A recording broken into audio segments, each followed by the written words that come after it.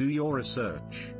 The internet is a great source of inspiration, with sites such as Pinterest being ideal for gathering ideas of what you would and wouldn't like your new bathroom to look like.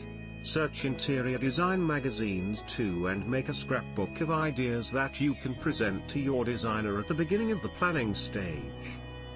2. Make a bathroom wish list.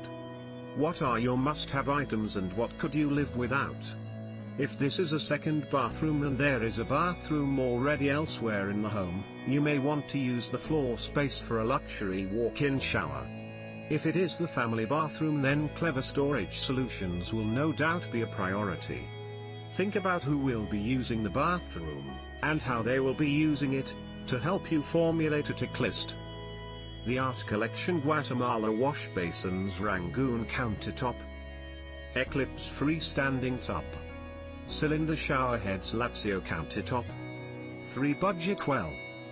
Be realistic about how much you would like to spend on your new bathroom and let your designer know, so that the budget can be concentrated on the right areas. Also, don't forget to set aside a small contingency fund. This can always be spent on accessories when the project is complete if it wasn't required for anything else.